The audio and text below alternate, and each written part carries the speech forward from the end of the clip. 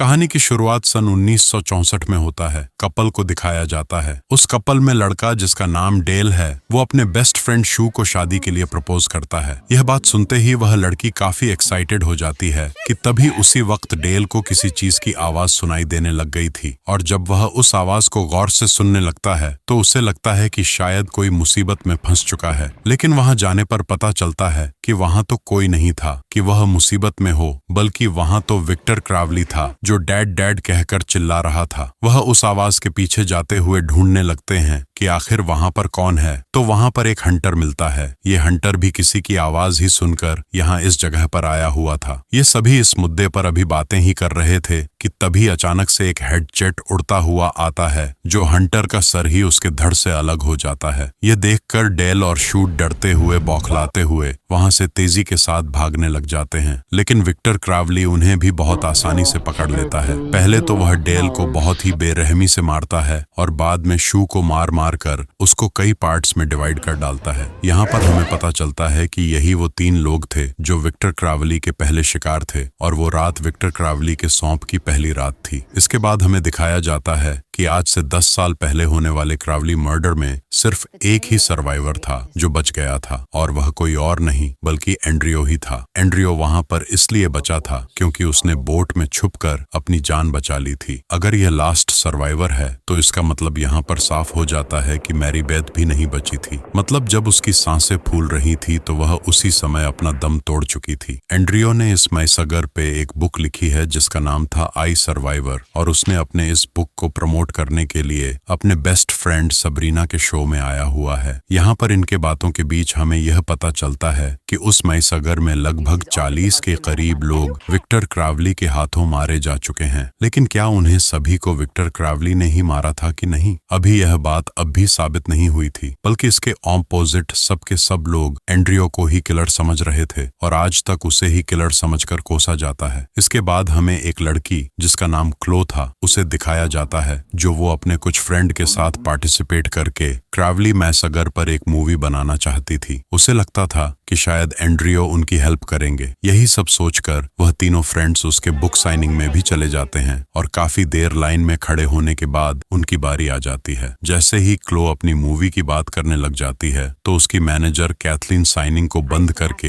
एंड्रियो को वहां से ले जाती है। क्लो का काम नहीं बनता और वह यह देखकर शॉक्ड में थी कि आखिर वह ऐसा क्यों करके भाग गए। कैथलीन एंड्रियो को बताने लग जाती है कि उन्हें एक बहुत ही बड़ी ऑफर मिली हुई है। उसे उसी शॉप में जाकर एक इंटरव्यू करना है और उसके बदले उसे बहुत सारे पैसे मिलेंगे। लेकिन पहले ही एंड्रियो को बहुत बड़ा झटका लगा हुआ था, इसीलिए वह अब दोबारा से उस शॉक में जाना नहीं चाहता था और साफ इनकार कर देता है। तब कैथलीन उसका पीछा करते हुए उसे कहने लगती है कि उसे उस इंटरव्यू के लिए $1 मिलियन मिलने वाले हैं। अब क्योंकि अगर एंड्रियो के जगह कोई भी होता तो इतना सारा पैसा देखकर किसी का भी ईमान बदल जाता, जैसे एंड्रियो के साथ हुआ था। $1 मिलियन का नाम सुनते ही वह जाने के लिए एग्री हो जाता है। वह जाकर प्लेन में बैठ जाता है जहां पर उसे बाकी के विजिटर्स भी मिलते हैं। लेकिन हम यहाँ पर अभी भी देखते हैं कि एंड्रियो काफी डरा हुआ दिखाई दे रहा था कि तभी वहां पर सबरीना भी आ जाती है, और यहाँ पर एंड्रियो को पता चलता है कि उसका इंटरव्यू किसी और को नहीं बल्कि सबरीना ने ही लेना है, जिससे वह बिल्कुल भी खुश नहीं दिखाई दे रहा था। दूसरी तरफ क्लो और उसके बाकी के फ्रेंड्स क्रावली मैसगर का ट्रेलर शूट करने के लिए उसी सॉन्ग पर पहुंच चुके थे। यहाँ पर हमें देखने को मिला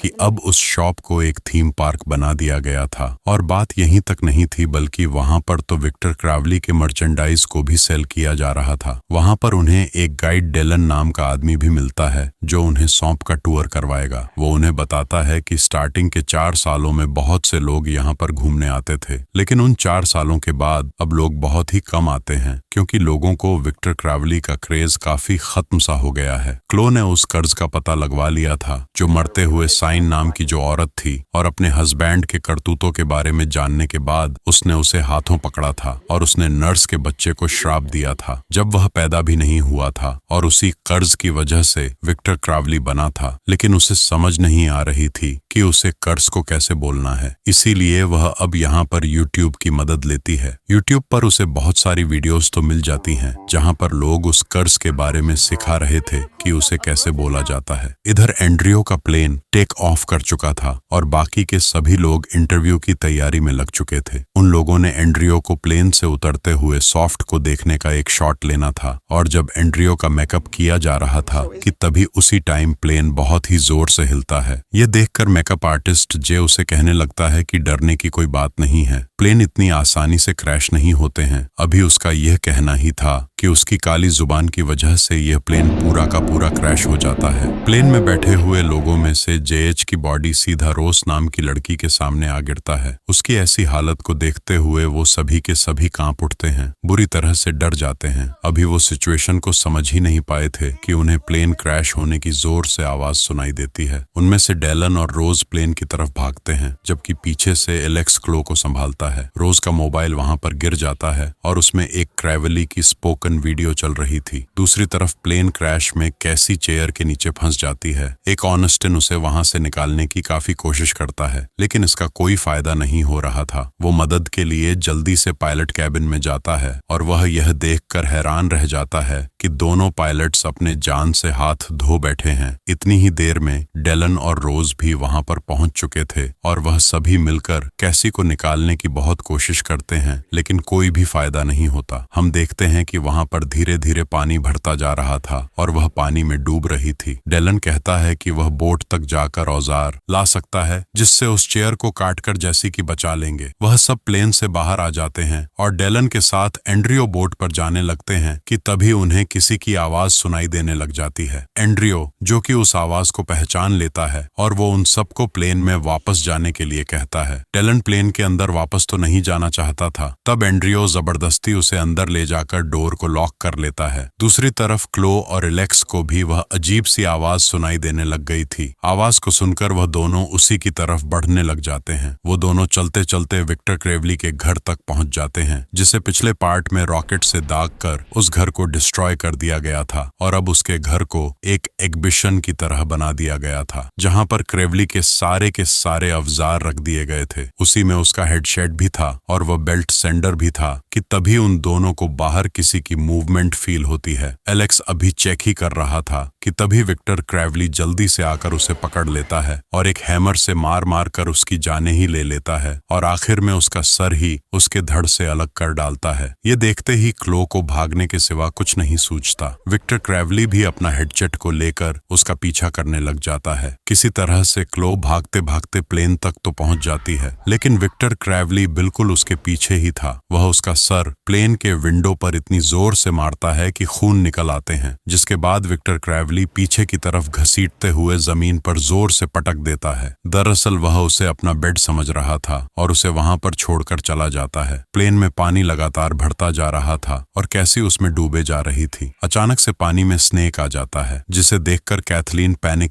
होते हुए पानी से बाहर आ जाती है, लेकिन उसे यह बिल्कुल भी नहीं पता था कि विक्टर ट्रेवली जस्ट प्लेन के ऊपर खड़ा हुआ था। तब ऑस्टिन दरवाजा बंद करने के लिए बाहर आता है और जैसे ही वह अपना सर बाहर निकालता है तब क्रेवली अपना हेडसेट को घुमाकर मारता है, जिससे उसका सर उसके धड़ से अलग होकर एंड्रियो के हाथ में आकर गिर जाता है। उसका दिमाग निकलकर बाहर गिर जाता है। यहाँ पर जाहिर सी बात थी कि जितना ब्रूटल तरीके से मारा गया था वो मर जाता है। कैथलीन को बाहर नेटवर्क सिग्नल्स आ जाते हैं और वह जल्दी से पुलिस को कॉल लगा देती है, लेकिन इससे पहले कि वह उन्हें कुछ बता पाती, ट्रेवली उसका हाथ ही उखाड़ फेंकता है और बहुत ही दर्दनाक तरीके से उसको भी मार डालता है। फिर वह क्लो के चेहरे को कुचलकर उसे भी मार देता है। प्लेन के अंदर कैसी पानी में डूब चुकी थी और तड़प तड़प कर उसकी भी मौत हो जाती है। अपनी आंखों के सामने उसे तड़पता हुआ देखकर कोई भी उसकी हेल्प नहीं कर पा रहा था। वहीं पर इसे लेकर सबरीना और एंड्रियो के बीच बहस छिड़ जाती है। वो कहती है कि कैथलीन ने उससे झूठ बोला था, उसे सिर्फ इंटरव्यू के लिए $25,000 मिलने वाले थे। तभी अचानक से कैथलीन की बॉडी एक विंडो पर आ गिरती है और उसके मुंह से निकला हुआ हाथ के साथ उस लड़की का मोबाइल था जो अभी अभी कुछ देर पहले